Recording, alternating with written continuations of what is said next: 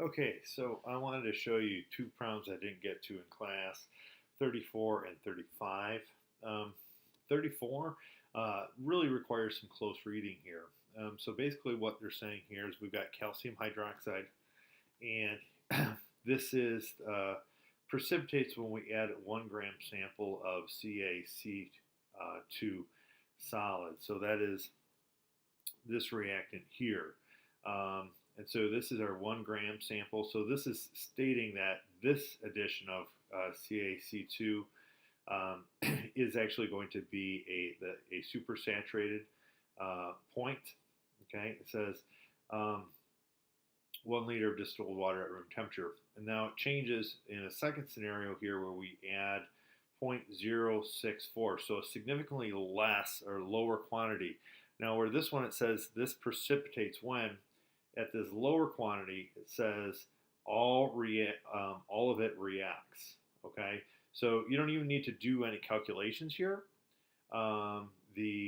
This here is basically this all reacts, which means it's going to form our C2H2, this hydrocarbon over here, and none of it's left over. The whole purpose of one of these solubility things is something is insoluble or we're unsaturated. If we have some of this that will not react, that means that we've reached that solubility point.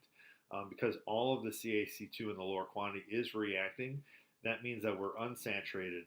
It actually means that this Q is going to be less than the KSP. So we will not have a precipitate due to this lower quantity going to completion. Now the second one here is reaction 2 occurs when we add 6 molar hydrochloric acid solution is added to 100 milliliters of NaOCl of an unknown concentration. If the reaction goes to completion and 0.010 moles of Cl2 is produced, what is the original concentration of the NaOCl? So this is the second problem here. And basically here's the 6 molar hydrochloric acid, which means we have a lot.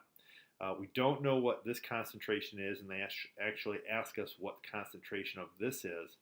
And then it says that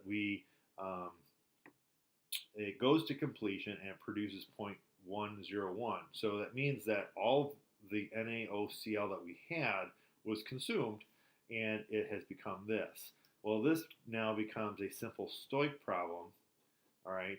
And this is a 1-to-1 ratio. Okay, so one Cl2 would produce or be, you need 1 mole of NaOCl. So because this is produced here, we're going to have the same starting quantity, and therefore the answer to 35 will be C. All right, there you go. There's those last two that I didn't get to class.